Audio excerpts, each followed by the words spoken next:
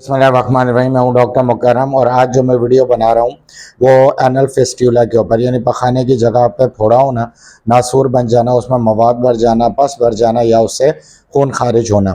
Sometime it generates, यानी बाज़ दफ़ा ये पैदा होता है पखाने की जगह के इर्द गिर्द या उसकी किनारियों पर, यानी कि पखाने की जगह जो किनारी उस पर फोड़ा हो जाता है। ये छोटा सा दाना होता है, फिर बढ़ता चला जाता है और फिर इसमें मवाद भर जाता है। नंबर 2 है कि एक्सट्रीमली पेनफुल, बहुत ज़्यादा शदीद तकलीफ़ देता है, यानी कि नाकाबिले बर्दाश्त। नंबर 3 है सेंसिटिव, इतना ज़्यादा हसास होता है कि आपको चलने में, बैठने में और मतलब जब आप पखाना करते हो उस वक्त ये शदीद तकलीफ़ आपको दे रहा होता है। और नंबर 4 अनबेरेबल टू टच, और इसको टच करना तो नामुमकिन होता है। और ये बड़ा मुसीबत वाली बीमारी है कि अल्लाह ना करे किसी को हो कि अगर पखाने की जगह पे फोड़ा हो जाए तो पखाना करने के बाद इस जगह को धोना भी बहुत ज़्यादा मुश्किल हो जाता है, क्योंकि ज़रा सा टच करने से यह बहुत शदीद दर्द करता है और इसमें मवाद भरा हुआ होता है, तो इसमें से पस और खून भी निकलना शुरू हो जाता है। Generating difficulty in sitting and lying, यानी उठने और बैठने को नामुमकिन कर देता है, ख़ासतौर पर बैठना बहुत ही ज़्यादा तकलीफ दे होता है।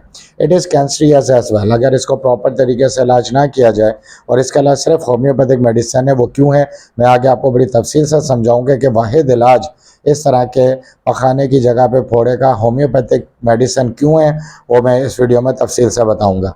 इन other medical sciences except homeopathic there is only one solution, operation. दूसरी जो अद्वियात हैं या दूसरा जो तरीका इलाज है उनमें इस तरह के फोड़े का जो कि एनस यानी कि पखाने की जगह पर होता है, एक वाहिद हल है, वो है ऑपरेशन, कि ऑपरेशन के जरिए इसको रिमूव किया जाता है।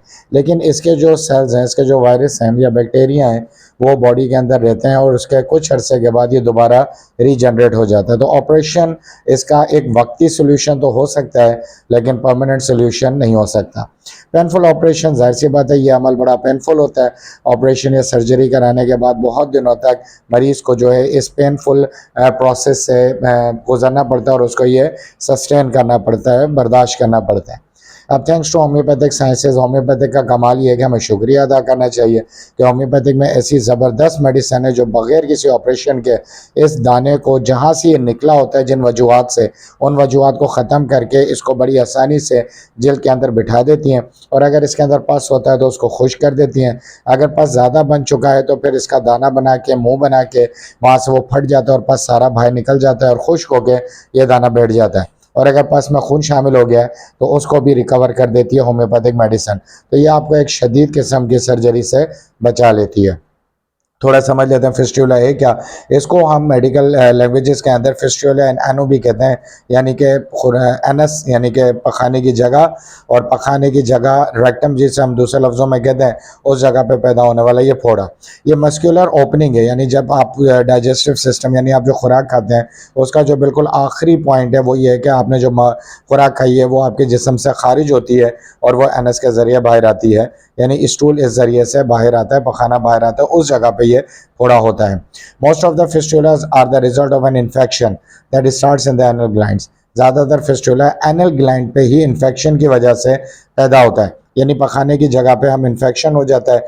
वो बैक्टीरियल इन्फेक्शन हो सकता है जिसकी वजह से वहाँ पे ये फिस्टुला जनरेट होता है, यानी प्रॉपर तरीके से सफाई ना करने की वजह से भी ये जनरेट होता है। When these glands become infected, that drainage from infected gland generate fistula, यानी कि जब कोई ग्लैंड कहते हैं, जैसे कि आप कह सकते हैं कि ग्लैंड जब वहाँ पे बन जाता है, यानी एक सख्त सा दाना बन जाता है, उन ग्लैंड्स के अंदर मवाद पैदा होना शुरू होता है। वो जब फूल के बड़ा हो जाता है तो हम उसको जो है फिस्ट्यूला का नाम देते हैं। This infection is also called the perianal infection. Pre anal infection भी ये कहलाता है मेडिकल की साइंसेस के अंदर। मतलब ये थोड़ी सी मेडिकल नॉलेज थी इस हवाले से। इसकी मेजर सिम्टम्स क्या हैं कि एनल पेन, आपको खाने की जगह पे बहुत शदीद दर्द होता है। इंटेंस एंड थ्रोबिंग, थ्रोब का मतलब होता है जिस तरह आपका दिल धड़कता है इस तरह धक धक करने वाला दर्द इसमें महसूस हो रहा होता है। And you may feel this pain, आप ये दर्द जो है थ्रोबिंग और इंटेंस यानी शदीद दर्द आप महसूस करते हैं जब आप सिट बैठे हुए होते हैं, कफ आपको खांसी आती है, और ड्यूरिंग स्टूल पासिंग, और जब आप पखाना खारिज कर रहे होते हैं उस वक्त आपको शदीद किस्म का दर्द होता है और डर आपके दिल में बैठ जाता है और ये दर्द नाकाबिले बर्दाश्त होता है। मेजर सिम्टम में नंबर 2 है स्वेलिंग एंड रेडनेस, उस जगह पे सूजन आ जाती है, मुकम्मल तौर पे वो जगह फूल जाती है, इन्फ्लेमेशन यानी इन्फ्लेम्ड हो जाती है, और रेडनेस और सुर्खी आ जाती है यानी सेंसिटिविटी हो जाती है। आप इस जगह को ना हाथ लगा सकते हैं ना बैठ सकते हैं, और ये आपको चलने फिरने में भी बहुत ज़्यादा तकलीफ दे सकते हैं। और वो अज़ा जो पैंट शर्ट का इस्तेमाल करते हैं उन्हें अंडरवेयर इस्तेमाल करने में बहुत प्रॉब्लम होता है। ये मर्द और ख़ातून दोनों के लिए अजियतनाक होता है। फर्दर ये कि थर्ड जो मेजर सिम्टम है मवाद का गिरना, यानी कि ड्रेनेज ऑफ फ्लड। फ्लड या इसके अंदर जो पस बनता है, इसके अंदर जो डर्टी ब्लड जमा हो जाता है, वो फिर इस मवाद इस फोड़े से बाहर आना शुरू हो जाता है। वो मवाद जिसकी वजह से आपका किसी दावत में जाना या अच्छा लिबास पहनना भी तकरीबन इम्पॉसिबल हो जाता है, नामुमकिन हो जाता है। इस मवाद में पस होता है, ब्लड होता है और वाटरी लिक्विड यानी कि पानी जैसा लेसदार मवाद भी होता है। और कुछ इसके लेस कॉमन सिम्टम है कि अगर शदीद दर्द हो रहा है तो आपको फीवर हो सकता है, और अगर इसके बाद है कि आपको पेशाब करने में भी तकलीफ महसूस हो सकती है। तो ये वो मतलब फिस्टुला के अलामात हैं जिनकी वजह से आप एक तकलीफ दे अमल से गुजरते हैं। Fistula generates when your tissues are inflame for a long time. जब आपकी पखाने की जगह बहुत अरसे तक मुतासर रहे तो फिस्टुला पैदा होता है। ड्यू टू इंजरी और डिजीज़, ये किसी चोट लगने की वजह से भी हो सकता है और किसी बीमारी की वजह से भी हो सकता है।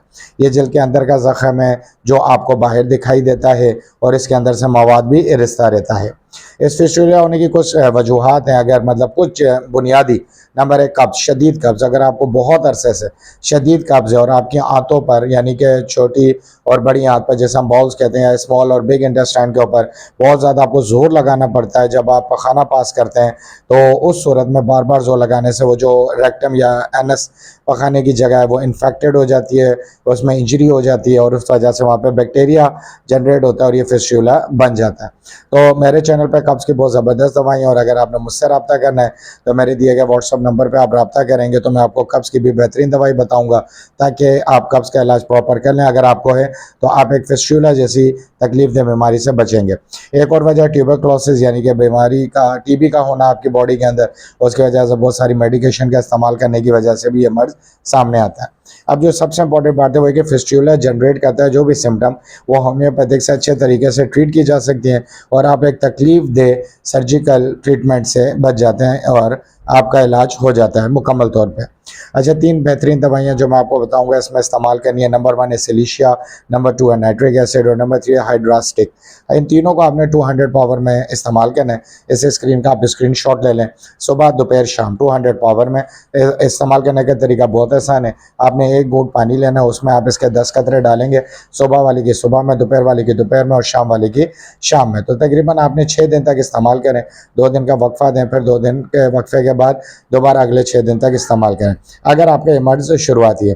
लेकिन एक बात हो रही है कि अगर आपका ये मर्ज क्रॉनिक हो चुका है, पुराना हो चुका है और आपको ये बहुत ज़्यादा तकलीफ दे रहा है, तो फिर आप डॉक्टर मुकर्रम से यानी मुझसे मेरे नंबर पर रब्ता करें और तफसील से अपना केस बताएं, ताकि तफसील से सुनने के बाद आपको मुकम्मल तौर पर होम्योपैथिक कोर्स जो है दिया जाए ताकि ये मर्ज़ आपका हमेशा के लिए ख़त्म हो। जैसा कि माशाल्लाह पाकिस्तान में अब तक बहुत सारे मरीज़ मुझसे ये रब्ता करके अपने इस इलाज को करा चुके हैं और एक शदीद दर्दनाक ऑपरेशन सर्जरी से बच चुके हैं और सेहतमंद ज़िंदगी गुजार रहे हैं। उम्मीद करता हूँ ये वीडियो की मालूमात आपको पसंद आई होगी।